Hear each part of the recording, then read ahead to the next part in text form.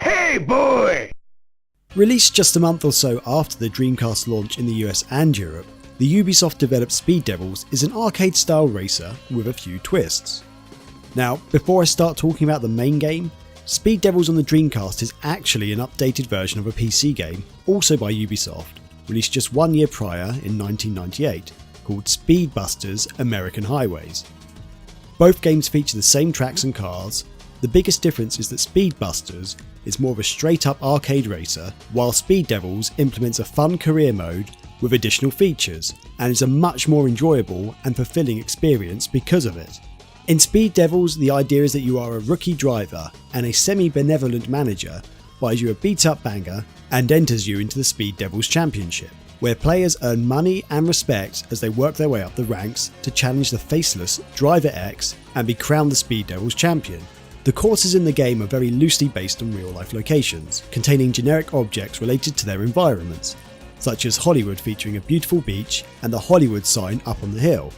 Now that's all well and good, but the added enjoyment of Speed Devils are the additional obstacles and elements seen in the environments, such as driving through a movie set with a rampant T-Rex in the way and King Kong trying to smash cars as they get too close, or driving through Nevada's Las Vegas style city and out into the desert to witness a UFO crash land on the course.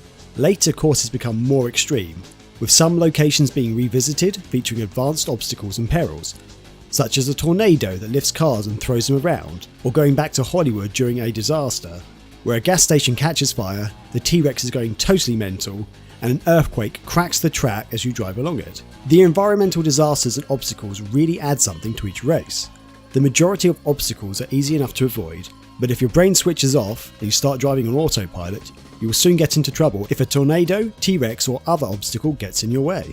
The biggest difference with Speed Devils compared to most racers is that the whole concept leans on the idea of gambling, with casino footage seen in the opening game movie and bets being wagered on race outcomes. Throughout the game, opponents can place bets on the outcome of races or challenge you for your vehicle. Once you start to make a name for yourself, rivals will start throwing these challenges at you, like bursting police radars or getting the fastest lap, among many other things, all of which will earn you some extra cash fast. In fact, it's wholly possible to lose a race yet earn more money than the winner. But if you lose a bet, you lose that money. In the more advanced classes, you have vendetta races, where an opponent will challenge you to a private race and the winner takes the loser's car. So, should you lose, you do actually lose your vehicle. The first time this happens, your manager does bail you out, but afterwards, if you don't have the money to buy a new one, then it's game over. A nice added touch is that after winning a rival's car, when you go back to racing, you will see that person you beat is no longer able to race until the season is over. If you repeat the season, then that racer will return, but usually in one of the cheapest vehicles in the game. While Speed Devils is an unrealistic racer, it does have a few subtle simulation style elements in it. Along the way, you are required to earn enough money to repair your car, buy new cars and upgrade them, from acceleration to armour and even nitros. Another simulation element, which I think Speed Devils does a little better than other games, is the weather. At the start of each season, every course has a randomly set time of day and weather conditions, which can be double checked before each race. Each course also features multiple surface types which affect your handling and performance. One notable example is on the Hollywood course. Depending on the course direction, you either drive up or down a cobbled street. Driving up the cobbles shakes the car and slows you down, but if you try to stick to the flat dirt on the side of the road, you often find your car drives a little faster, although it can be tricky as it's a bit more windy. However, if you're going down the cobbled hill, you build up a lot of speed, but you need to be wary of turning too suddenly, because as your car bounces, your grip is reduced, meaning that you can easily skid out. This means you need to adjust your vehicles appropriately, with the right tyres for the right conditions, and to ensure your car isn't too damaged from previous races, because at night time you rely on the headlights, which will blow out with too many knocks.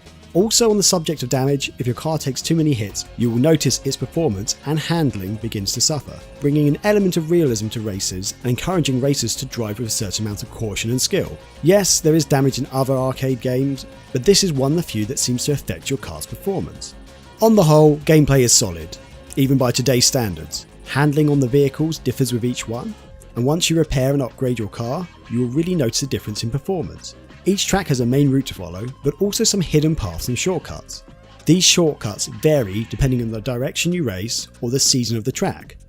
For example, in Aspen's winter track you can drive over a frozen lake, but in the spring it's very much a large pool of liquid and your car will sink. Another neat feature is the AI. Each rival you race against features their own unique car and their own personalities. They also tend to have a favoured track on which they usually win.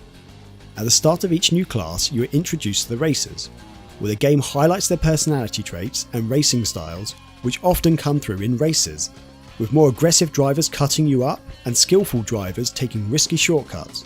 Depending on how you drive, you often find certain drivers talking trash to you at the end of each race. It sounds a little silly, but it gives Speed Devils more personality than standard racers out there. Audio wise, Speed Devils is solid, but subtle. Some of the environmental resonances are a nice treat for the ears, like hearing the audio change as you drive across different surface types, or the swooshing sound as you drive past buildings or close objects. But the music is a weird situation. Generally, I enjoyed the soundtrack, but it is rather muted, more like a background noise, and none of it is particularly memorable. Unlike some games out there where you end up humming music even after you switch it off, Speed Devils music only stays with you during the gameplay, but what you do hear during races is very solid and works well to match the different environments. I also want to highlight something I don't think I've ever done in any review before: the vibration. Somehow the developers have managed to implement the rumble in such a way that you can really feel the difference between the surfaces you drive on, and it feels almost lifelike. It's hard to explain unless you're playing the game, but most games just rumble when you take a hit or drive on a rough surface. But in Speed Devils, each surface vibrates in a way that it naturally mimics the feel of the road. Adjusting your car's speed affects the vibration effects too. The best examples I can think of are when you're driving on wooden planks or cobbles. It's like you can feel each individual plank or stone as your tyres make contact with them. As I say, it's subtle, but when you notice it, it's actually pretty impressive. So, what about the multiplayer? Speed Devils single player sounds like you'll make for an epic multiplayer experience, right? Well, unfortunately no. The biggest problem for Speed Devils is the multiplayer mode. You only have the option for 2-player races, and by that I mean literally 2 players only. No AI bots to race against, and no awesome Mario Kart style 4-player modes. You do get to adjust various elements of each race, and there is a decent selection of game modes to choose from, but all the fun and enjoyment you get from the single player just seems to vanish, as those intense races suddenly seem boring and long-winded, especially when one player is significantly better than the other. Now, I feel at this point I should also highlight that the Dreamcast also has a semi-sequel to Speed Devils called Speed Devils Online. As the name suggests, you are able to race online in this version, or at least you were, because all the servers have been taken offline. But this game was really designed for online multiplayer, and all the fun aspects of the single player championship have basically been removed, and it's just not as much fun as the original Speed Devils for a solo player. But if and when the online servers eventually come back online, it will offer a much more enjoyable multiplayer experience. To summarise, I know that Speed Devils won't be for everyone, and while it does have some loose elements you might find in a simulation game, it is far from a simulator. But for those of you who like quirky racers that don't take themselves seriously and offer a bit of a unique experience, then Speed Devils is a great game. Plus, the championship mode helps with longevity over many arcade style racers. On a personal note, out of all the racing games on the Dreamcast, Speed Devils is one of the few I'm dying to see a true sequel to. Check it out.